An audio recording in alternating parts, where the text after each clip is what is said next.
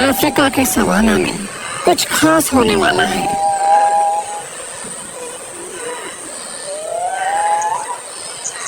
सभी जानवर घबराए हुए हैं।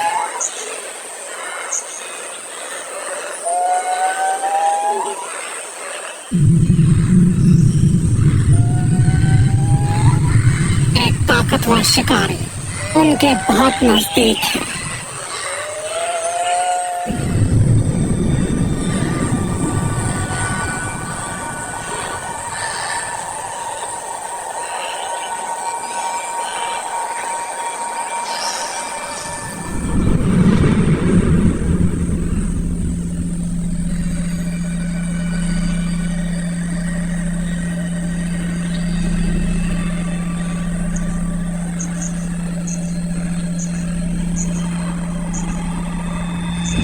इन शेरनियों को पता चल गया है कि इस झाड़ी में एक नन्हा सा टोपी छिपा बैठा है।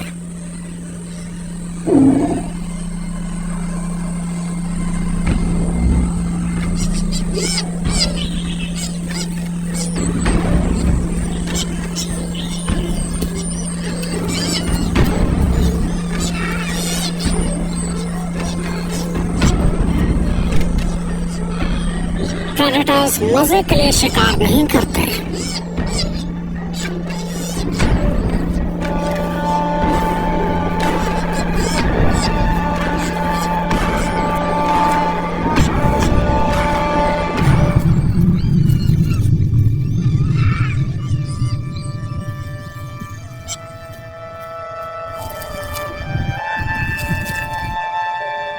ये युवा टोपी बनेगा इस शेरनी का खाना।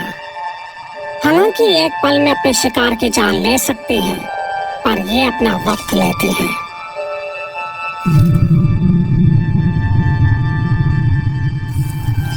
इन्हें कोई जल्दबाजी नहीं है। दूर खड़ी टोपी की लाचार मां उसे देख रही है। हर दिन इन खुले मैदानों में होने वाले खेलों में हर्बीवोर्स एक अहम भूमिका निभाते हैं।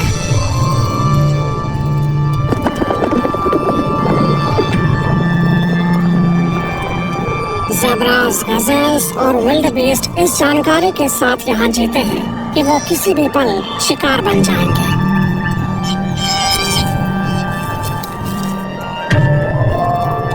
अफ्रीकी हर्बीवोर्स अपने आसपास के माहौल के कारण तनाव को सहने के लिए विकसित होते आए हैं।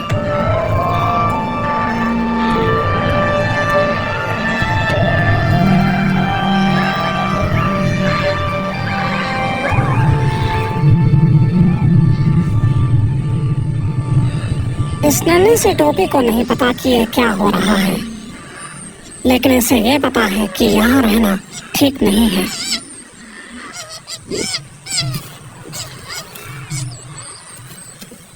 वो भागने की कोशिश करता है।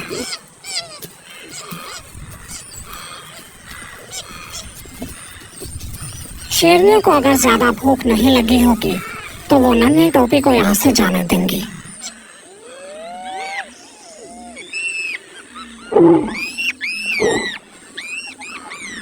अफ्रीकी सवाना में हर्बीवोर्स के मरने के 3 कारण हो सकते हैं: बीमारी, भूखमरी या किसी शिकारी द्वारा शिकार हो जाना।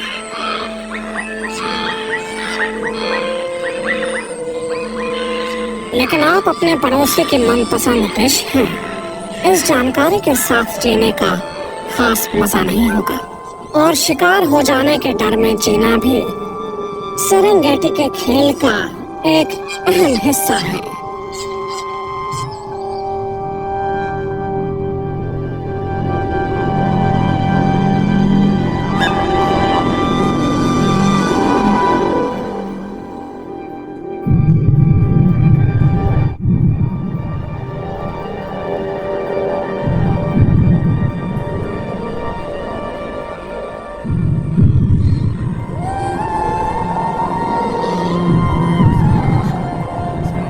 स्वाहिली में माविंडो का मतलब होता है शिकार, जिसका खत्म होना तय है।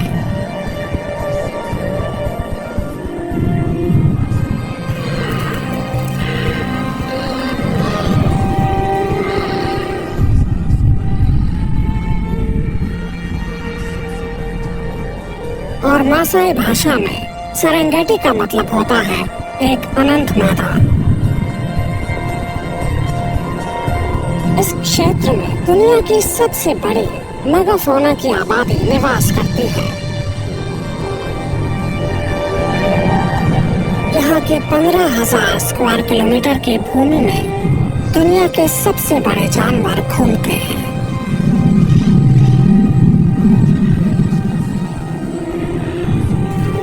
विल्डबीस्ट नहीं जानते और ना ही उन्हें परवाह है कि 1 किलोमीटर क्या है, क्या सेरेंगेटी का मतलब क्या है। और ये उनका घर है।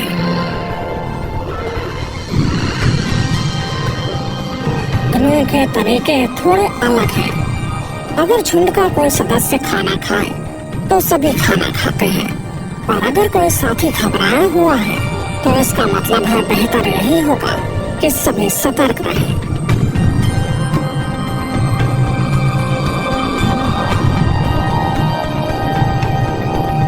झुंड में ये सुरक्षित है। साथ रहने से कोई शिकारी इनमें से किसी एक को भी शिकार बनाए, इसकी संभावना घट जाती है।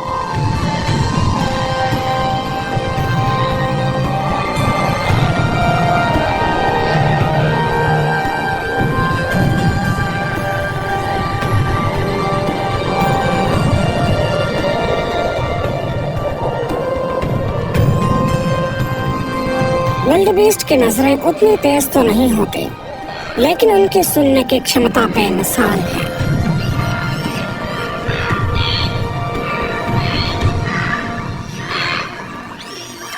वहीं ज़ेब्रास की नजरें बहुत तेज होती हैं।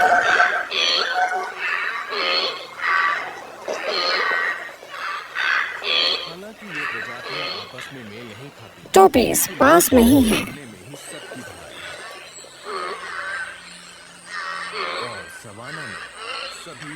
निगरानी रखने में टोपीज माहिर हैं। शिकारी की भनक लगते ही वो सभी को तुरंत खबर कर देते हैं।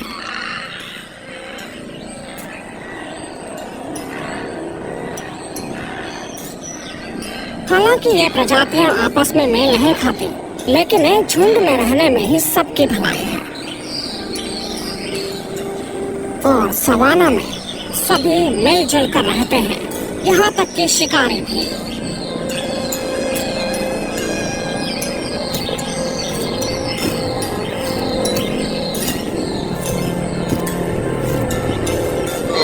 समूह में रहने से सुरक्षा कुछ हद तक ही मिलती है। अपने जीवन के अनुभवों को बांटना प्रत्येक जीव अपने दादा दादी, माता पिता और भाई बहनों से सीखता है, और ये आज नहीं, हजारों लाखों सालों से होता चला आया है।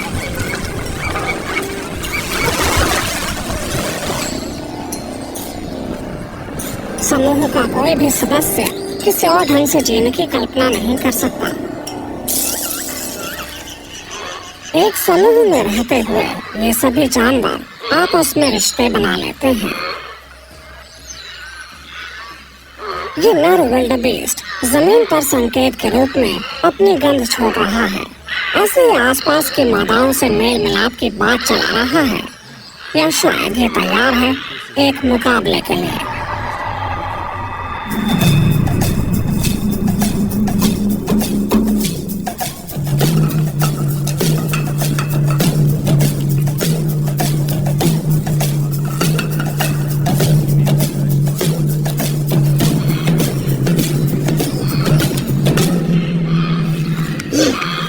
सेरेंगेटी के इकोसिस्टम में विल्डबीस्ट मुख्य भूमिका निभाते हुए नजर आते हैं।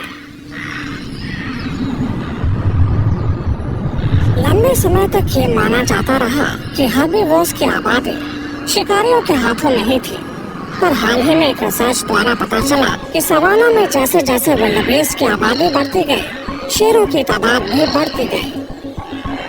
खाने की मौजूदगी की मात्रा से तय होता है कि किसी प्रजाति की तादाद घटेगी या बढ़ेगी। खुशकिस्मती से यहाँ चरने के लिए खुली जमीन है, और जहाँ ज्यादा खुला और हरा इलाका होगा वहाँ होंगे ज्यादा विल्डबीस्ट, जिसका मतलब शेरों के लिए उनका शिकार करना आसान हो जाएगा। लेकिन इस इकोसिस्टम में विल्डबेस्ट का महत्व इससे कहीं ज्यादा है। इस वक्त जब ये विल्डबेस्ट खाना खा रहे हैं, दूसरी ओर लाजवाब प्रक्रियाओं की शुरुआत हो चुकी है।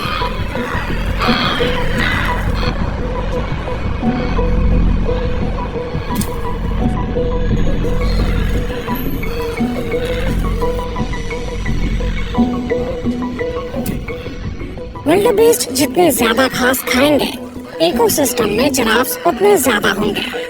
पर असल में इस सब का आपस में क्या वास्ता है?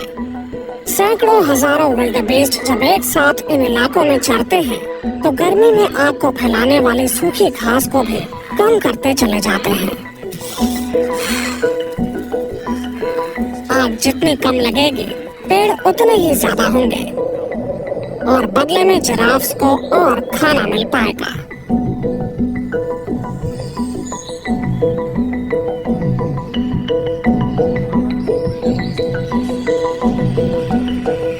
गज़ेल्स भी घास खाते हैं, लेकिन वो खाने के लिए विल्डबेस्ट का मुकाबला करते हैं। इसलिए विल्डबेस्ट जितने ज्यादा होंगे, इकोसिस्टम में गज़ेल्स उतने ही कम होंगे।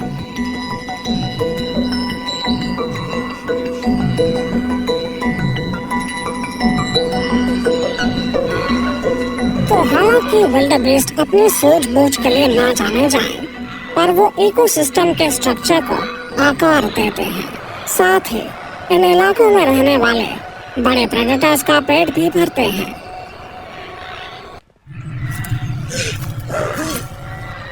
शेर शिकार करते हैं क्योंकि भूख उन्हें भी लगती है, जिस कारण विल्डबेस्ट लगातार परेशान रहते हैं। ये शेर हमले के लिए पूरी तरह तैयार है।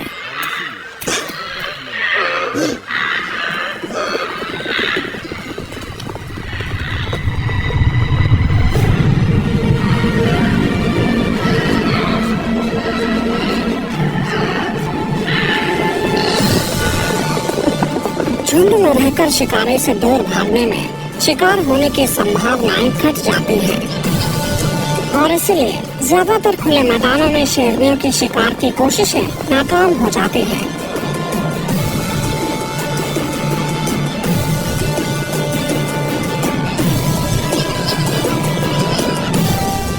शेरनी के आते ही इस झुंड में भगदड़ मच जाती है और ये शेरनी इसी भगदड़ का फायदा उठाने की फिराक में है।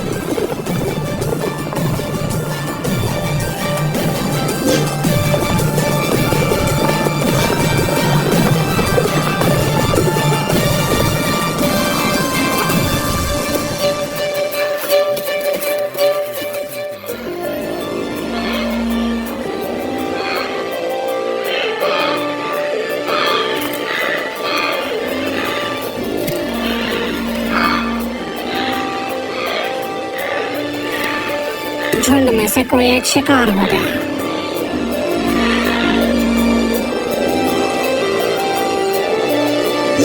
सवाना के वासियों के मन में हर पल खतरे का आभास बना रहता है।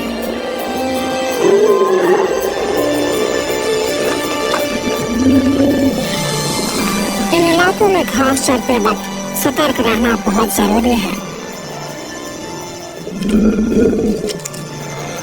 ताजी घास की खोज में निरंतर आगे बढ़ना और जल्द से जल्द अपने खोए हुए साथी को भुला देना भी जरूरी है।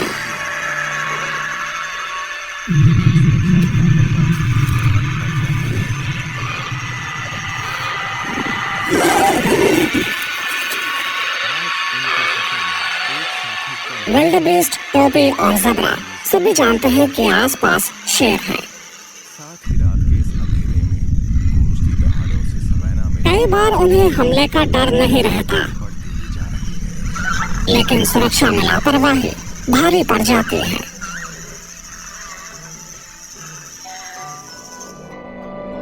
आज इनके सफर में एक साथी कम हो चला है।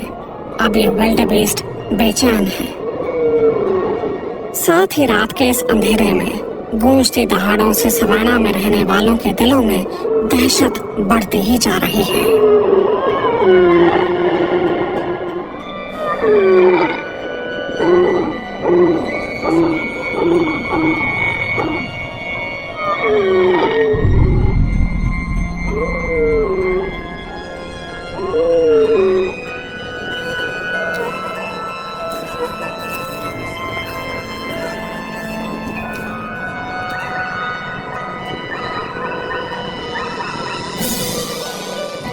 ये टोपी पूरी तरह सतर्क है।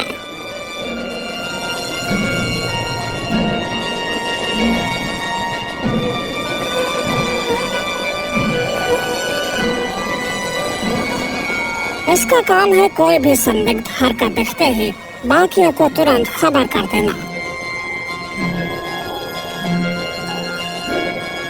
इसके खुरों के नीचे कीड़ों की एक ऐसी प्रजाति है जिसकी गतिविधि का सीधा असर होता है आसपास के इलाकों में, जब ये हजारों की तादाद में जीती है।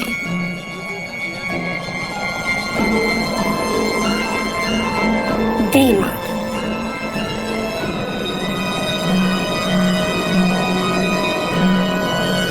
धरती से उठने वाले विशाल मिट्टी के टावर दीमक के टीले हैं। मिट्टी को तराश कर इन्होंने उनमें अपना घर बनाया है। ये देखा गया है कि दीमक के टीले के आसपास की घास ज्यादा बेहतर होती है और आसपास के वातावरण के कीड़े अधिक आसानी से प्रजनन कर सकते हैं।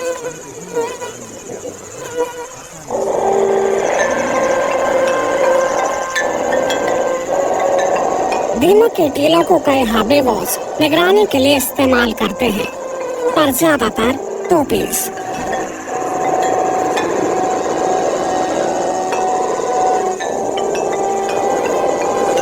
इन टीलों पर चढ़ने के बाद अंतहीन मैदान में क्या हो रहा है आसानी से देखा जा सकता है।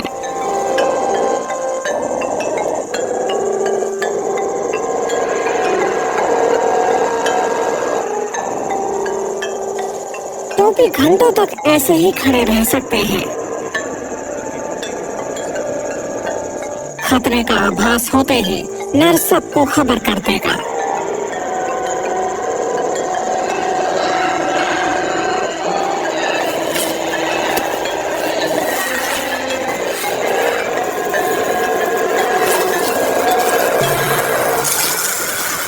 टोपी के वहां से जाते ही दीमक निकलते हैं ताकि टोपी के खुरों से उनके घर का जो नुकसान हुआ है वो उसकी मरम्मत कर सके।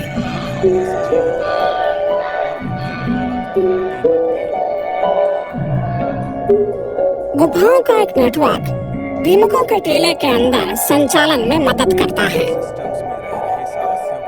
दीमक एक फंगस पर पलते हैं जिसके लिए गर्मी और नमी का होना अनिवार्य है। दीमक अपने घरों को कुछ ऐसे बनाते हैं कि ये फंगस जीवित रहे और उनकी बदौलत दीमक भी।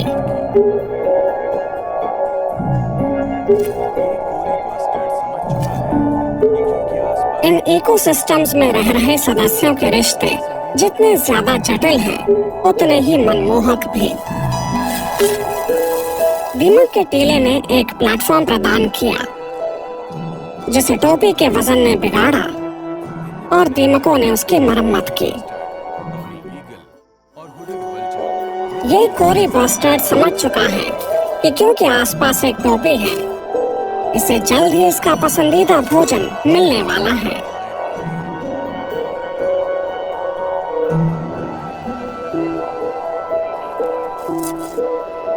जब खाने की मात्रा अधिक हो, भिन्न भिन्न प्रजातियां जैसे कोरी बस्टर्ड, टॉनी ईगल और हुडेड वल्चर मिलजुल कर इस दावत का लुत्फ उठाते हैं। हालांकि ये आपस में दूरी बनाए रखते हैं।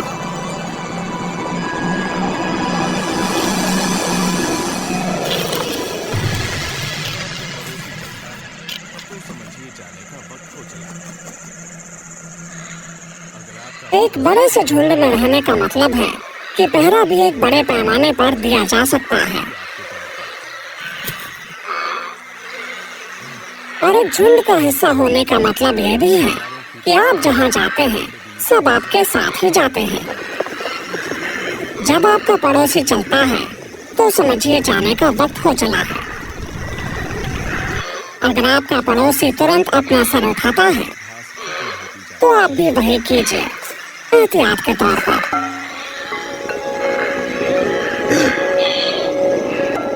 सैकड़ों हजारों की तादाद में विल्डबीस्ट, ज़ेब्रा और एंटीलोप इन हरियाली भरे इलाकों में दिखाई दे रही हैं। जैसे जैसे वो चढ़ते हैं, यहाँ के घास खत्म होते जाते हैं।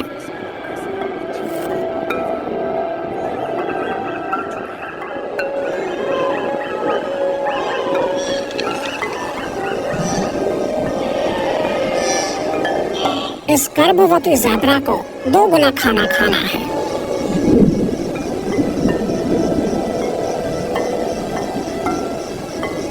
झुंड के सभी सदस्य इस इलाके से अच्छी तरह वाकिफ हैं। वो यहाँ कई बार आ चुके हैं।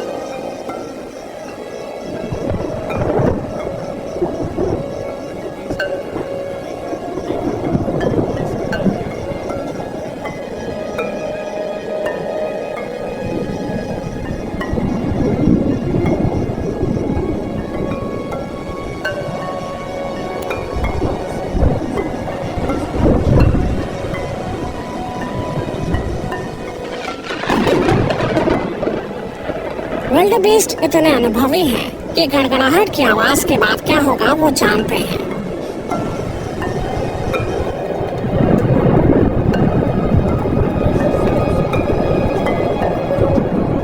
महक, ठंडक और नमी से सभी हर्बीवोर्स को एक इशारा मिल जाता है कि ये गर्मी की बौछार नहीं है।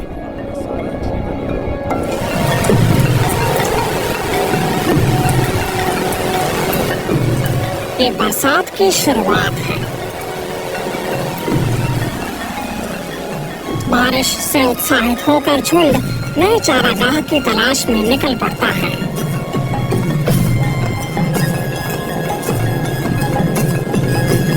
अपना सारा जीवन यहाँ बिताने के बाद ये बखूबी जानते हैं कि इन्हें कहाँ जाना है।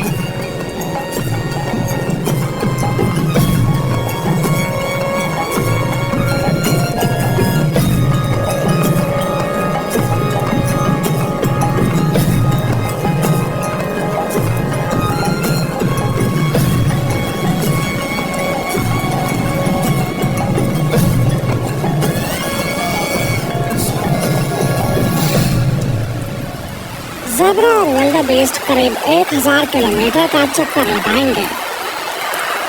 सेरेंगेटी की घास साल दर साल तेजी से चढ़े जाने की आदी हो चुकी है। हर्बीवोर्स के दांतों से काटे जाने पर घास तेजी से बढ़ती है और उसके पोषण मूल्य में वृद्धि होती है।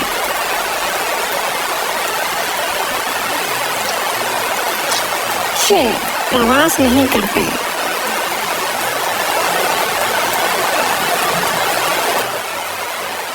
शेरों का एक झुंड बारिश के मौसम के रुकने का इंतजार करेगा, क्योंकि तब हर्बीवोर्स भी लौट के आएंगे।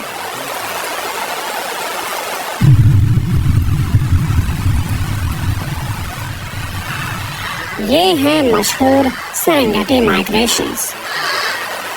इसमें कोई शक नहीं कि मौसम के बदलने से इस इकोसिस्टम पर बहुत गहरा प्रभाव पड़ेगा। विल्डेबीस्ट के बिना जिस सवाना को हम जानते हैं उसका वजूद ही मिट जाएगा।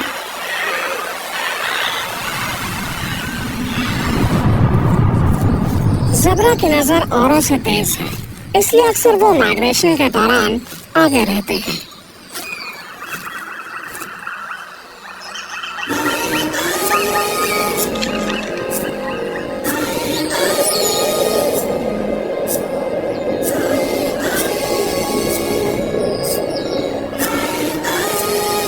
तूफान के गुजर जाने के बाद गर्मी से सबके गले सूख रहे हैं।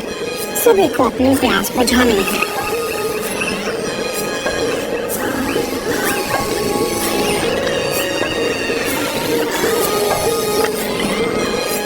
अब वो आ चुके हैं मारा नदी के तट पर।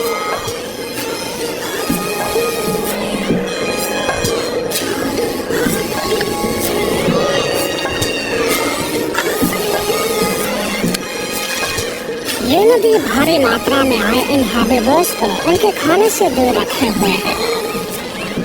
इन्हें इसे जल्द से जल्द पार करना होगा। लेकिन कुछ है जो नदी के ज्यादा करीब आने वालों को परेशान कर रहा है।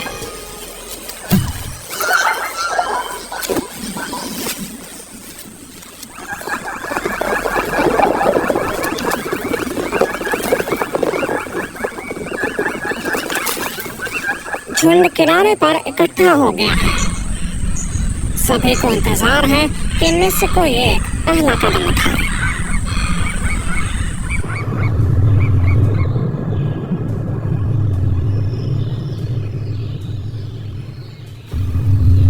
इंस्टिंक्ट और अनुभव ने इन्हें सिखाया है कि पानी में क्या है। मगरमच्छ जो इंतजार में है कि कब उनका खाना नदी में आए।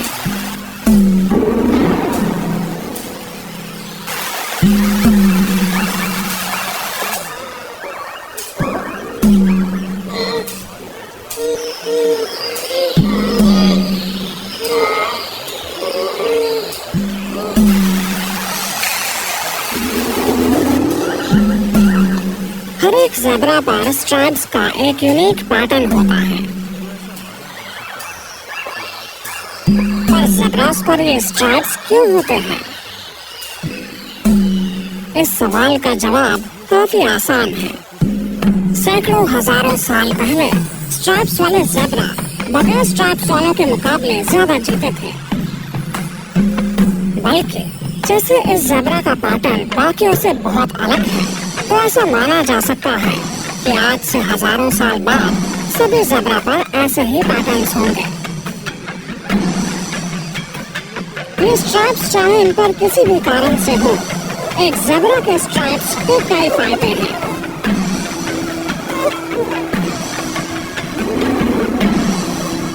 इनकी वजह से मक्खियां दूर रहती हैं।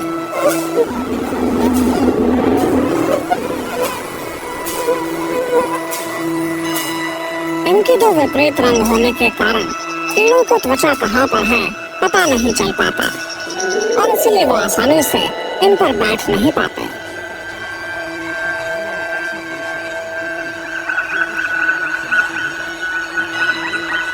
इन alternating black and white stripes से माइक्रो करंट्स उत्पन्न होते हैं जो शरीर के तापमान को मेंटेन करते हैं।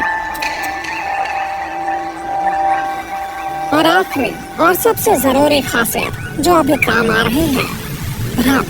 जब ज़ेब्रा चलता है तो धारियां एक ऐसा दृश्य पैदा करती हैं जो कुछ शिकारी समझ नहीं पाते कि हर्बीवोर का शरीर कहां से शुरू हो रहा है और कहां खत्म।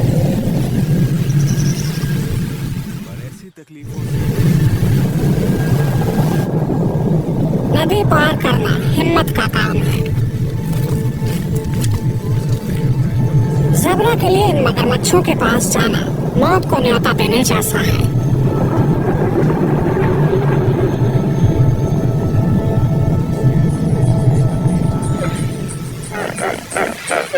और ऐसी तकलीफों से इस हिप्पो को कोई फर्क नहीं पड़ता।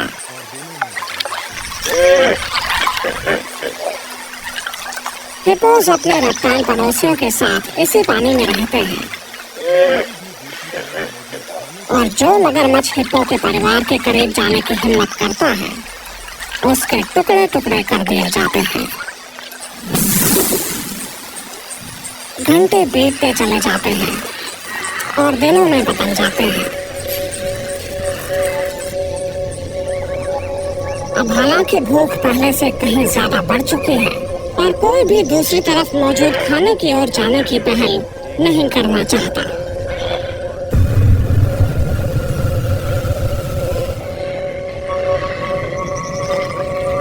मगरमच्छ भी भूखे हैं। उन्होंने खाना पिछले साल इसी समय के दौरान खाया था।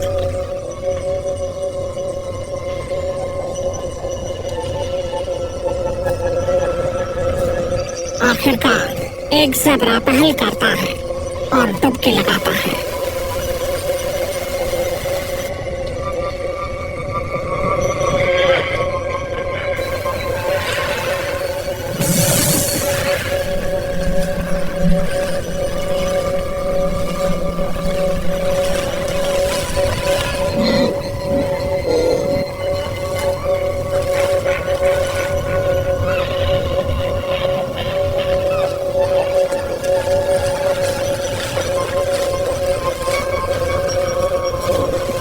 पर मगरमच्छ बेवकूफ नहीं है, इसलिए वो पहले ज़ेब्रा को बगैर किसी रोक टोक के जाने देते हैं।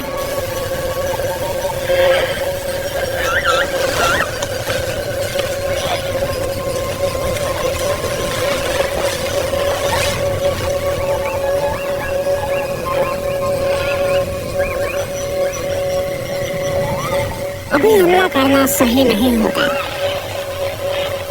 स्ट्राइप्स के कारण नजरों में हुई दखलंदाजी नाकामी की वजह बन सकती है। इस पल शिकार का कोई भी प्रयास टोपीज और विल्डबीस्ट को तितर बितर कर देगा और वो नदी पार कर नहीं आएंगे।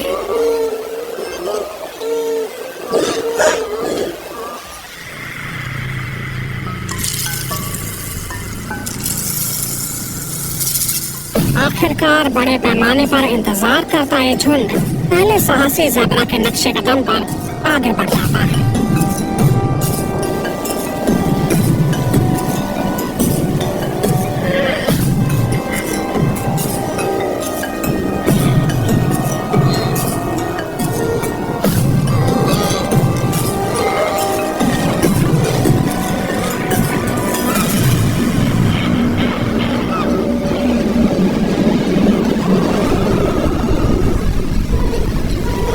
जैसा कि प्रकृति में अक्सर होता चला आया है, कमजोरों का शिकार होना तय है।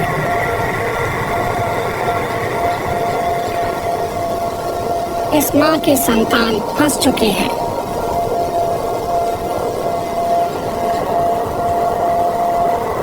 लाचार माँ देख रही है कि उसकी संतान का कैसे खात्मा होगा। उसे बचाने के लिए वो कुछ नहीं कर सकते।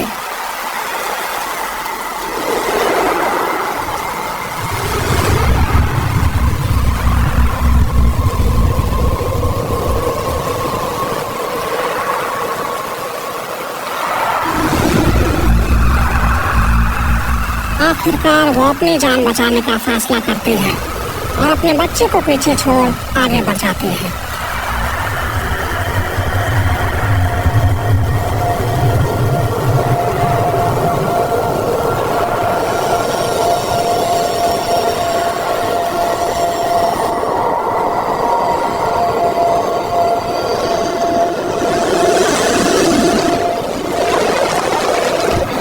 मगरमच्छ खून के प्यासे हैं।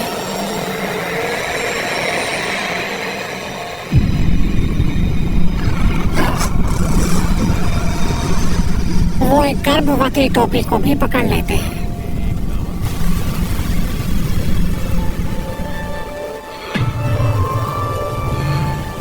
नदी पार करना बेशक इस झुंड के प्रत्येक सदस्य के लिए किसी बुरे सपने से कम नहीं, लेकिन मगरमच्छों को भी खाना चाहिए।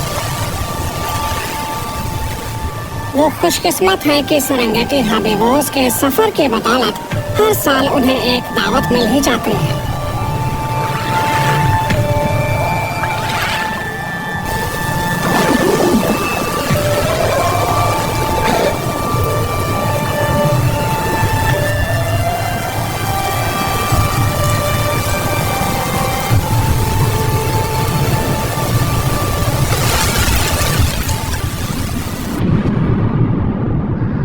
मारा नदी के खतरनाक पानी से बचकर इन हरे भरे इलाकों में आना इन जानवरों के लिए पुनर्जन्म से कम नहीं है।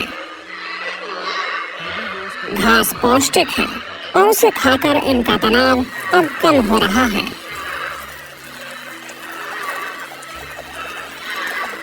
भयानक यादों को फिलहाल के लिए भुला दिया जाएगा। एक ज़ेब्रा फूल का अभी जन्म हुआ है। हर्बीवोर्स का जीवन खतरों से भरा होता है, लेकिन उन्हें कोमलता भरे पल भी प्राप्त होते हैं।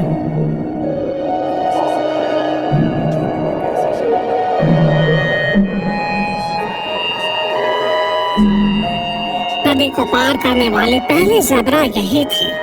शायद ये अच्छे से जानती थी कि इसका यहाँ सुरक्षित पहुँचना कितना जरूरी है। इस नन्ही ज़ेब्रा के लिए इसकी माँ ही पूरी दुनिया है। वो इसे सिखाएगी कि झुंड में कैसे शामिल होना है। सफर के नए साथियों की आवाज और महक के बीच इस नवजात ने अपने पहले कदम उठा लिए हैं।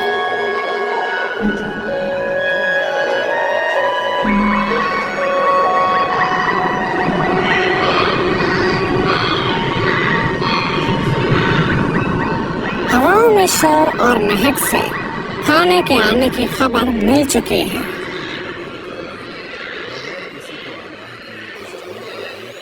एक चलते फिरते सुपरमार्केट की तरह ये झुंड 2 मादा चीता के क्षेत्र में आ पहुंचा है। वो बहनें हैं, हमेशा साथ रहती हैं और वो भूखी हैं। अपनी तेज नजरों की बदौलत ये बहनें बगैर किसी को आगाह किए इस झुंड को देख और परख रही हैं।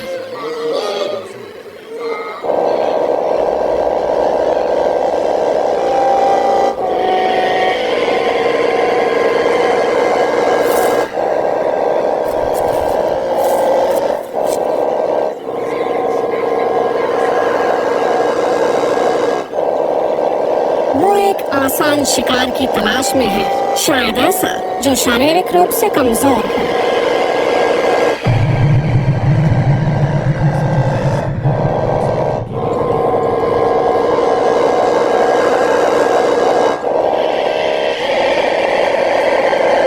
गजल का शिकार करना आसान होता है अगर वो घायल हो।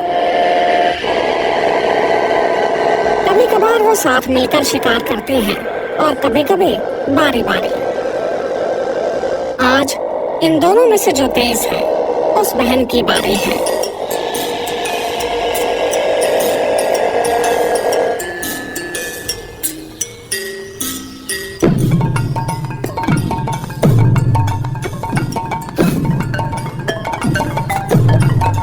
सबसे कमजोर का शिकार कर सबसे ताकतवर प्रजाति जीवित रहती है।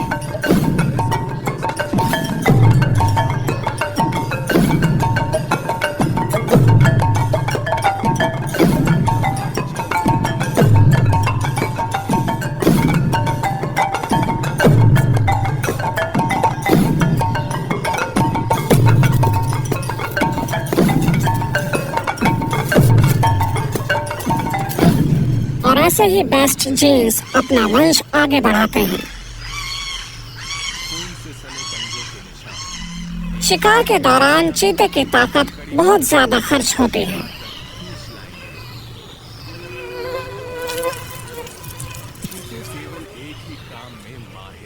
खाते हुए दोनों बहनें ध्यान रखती हैं कि उनके पंजे गंदे ना हो जाएं।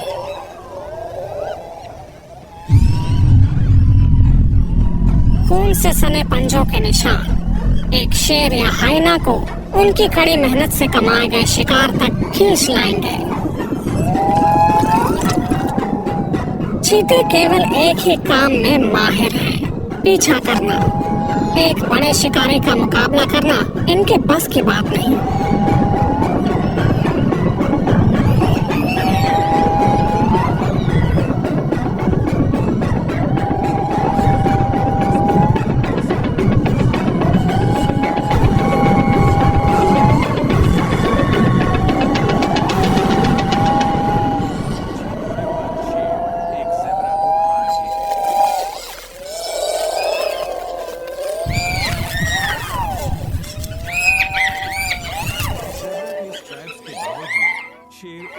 माइग्रेंट हर्बीवोर्स प्रतिदिन किसी अपने को गंवाते हैं, लेकिन उनकी उपस्थिति इकोसिस्टम को दुरुस्त रखती है।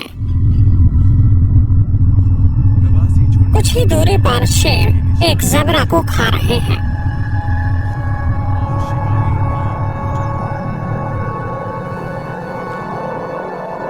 ज़ेब्रा के स्ट्राइप्स के बावजूद शेर उसका शिकार कर लेता है।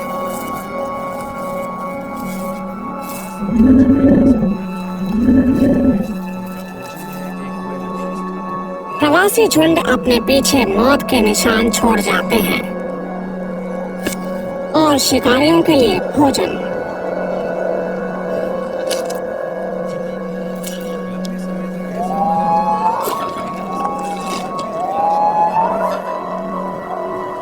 पास ही में कुछ हाइनास अपना खाना खत्म कर रही हैं। उनका भोजन है एक विल्ड बीस्ट।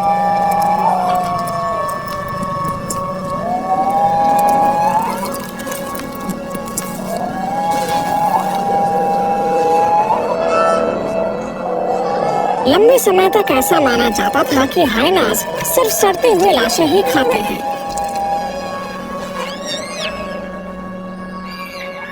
असल में वो कुशल शिकारी है और इस विल्ड बीस्ट की लाश उसका सबूत है। लेकिन प्रेडेटर्स का जीवन आसान है, ऐसा किसने कहा?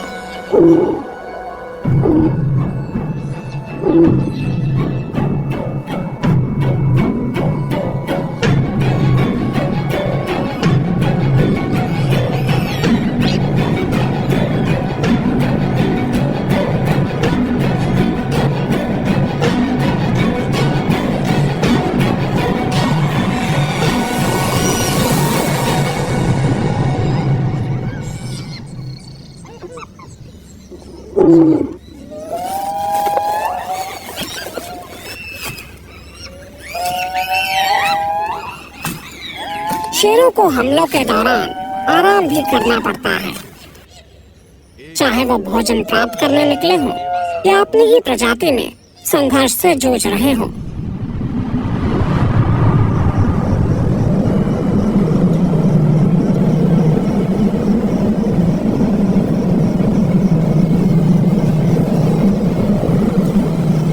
एक शेर को बुखार होने पर एंटीबायोटिक्स या दवाइयाँ नहीं मिलती। एक घाव भी उनके लिए जानलेवा साबित हो सकता है।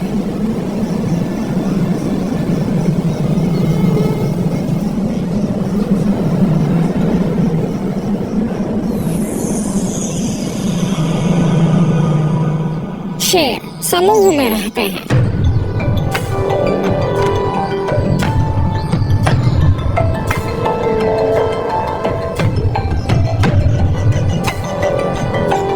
परिवार में संतुलन बनाए रखने के लिए माँ और बच्चों के बीच अच्छे संबंध होना जरूरी है।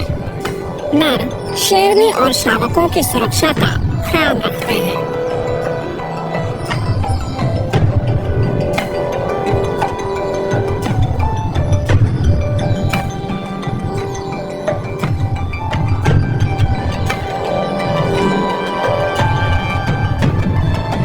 सेरेंगेटी इकोसिस्टम में वयस्क शेरों को किसी भी शिकारी से कोई खतरा नहीं।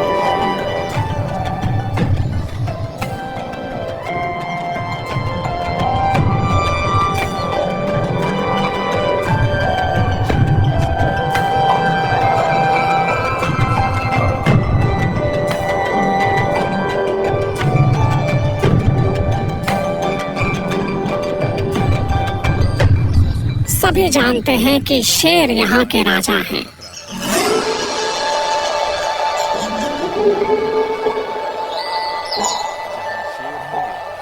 लेकिन शेरों की संख्या कम है और जिंदा रहने के लिए वो हर्बीवोर्स पर निर्भर हैं।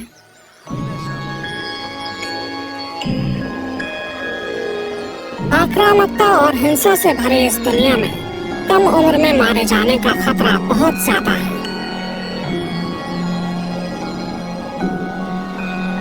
जहाँ शेर होंगे वहाँ हाइनास भी होंगे। ये दो प्रजातियां निरंतर विवाद में रहती हैं। हाइना शावक भी बहुत कमजोर होते हैं।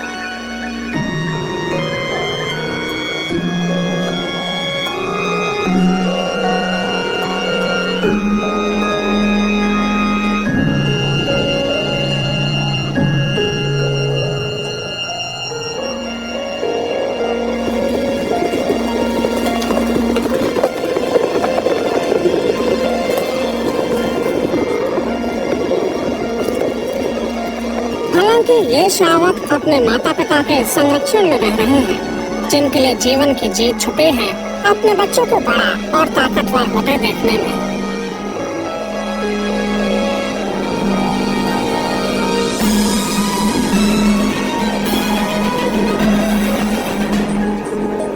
दूसरी तरफ इस मादा टोपी की परेशानी कुछ और ही है। वो नहीं चाहती उसके बच्चे और उनका खाना बने। हर प्रजाति की अपनी परेशानियां हैं।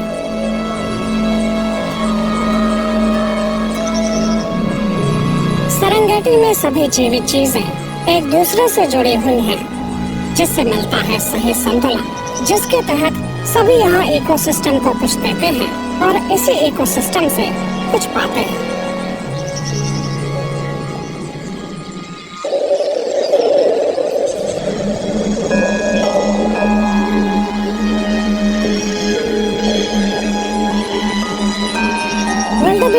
झुंड सवाना की बायोडायवर्सिटी को आकार देने में मदद करते हैं। शेर अपने शिकार की जेनेटिक क्वालिटी को सुधारते हैं। सब एक परफेक्ट सिस्टम में अपनी अपनी जिम्मेदारी निभाते हैं।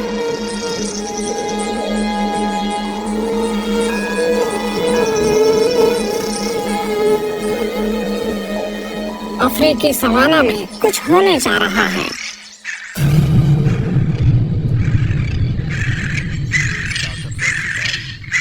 सभी जानवर घबराए हुए हैं। यहाँ की हवाओं में एक खतरनाक महक है। शेर, विल्डबीस्ट, टोपी, सभी देख रहे हैं। वो सभी खतरे से वाकिफ हैं। हर दिन उनकी जिंदगी इन्हीं खेलों में तो गुजरती है। एक ताकतवर शिकारी बहुत करीब है। के लिए शिकार नहीं करता। ये शेरों में से कोई एक शेर, विल्डबीस्ट, टोपी सभी देख रहे हैं, घबराए हुए। वो सभी खतरे से वाकिफ हैं। हर दिन उनकी जिंदगी इन्हीं खेलों में तो गुजरती है। एक पोचर खाने के लिए शिकार नहीं करता। उसका शिकार या छोटा सा टोपी हो या शेरनियों में से कोई एक हो या सवाना का कोई भी जानवर हो सकता है, लेकिन वो सबसे बड़े जानवर को चुनेगा, वो जिसके सींग सबसे खास होंगे। उसकी ट्रॉफी कोई अपने घर में सजाएगा, चाहे किसी को भी चुने। बच निकलता प्राकृतिक चयन के नियमों का उल्लंघन तो हो ही रहा है। ही नहीं।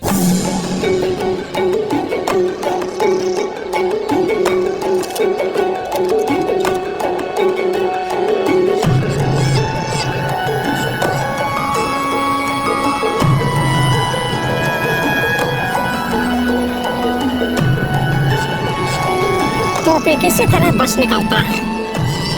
शायद शेरनियां उतनी भी भूखी नहीं। ये नन्हा टोपी खुशकिस्मत है। शेर आमतौर पर दूसरा मौका नहीं देते।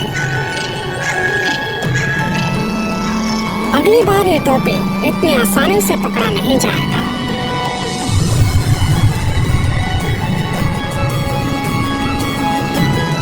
इसकी रक्षा करना या खात्मा करना इंसान के हाथों में है। मानव शिकारी ने काले फर वाले इस बड़े से नर को चुना है। ट्रिगर पर रखी उसकी उंगली पूरे परिवार को तबाह कर सकती है।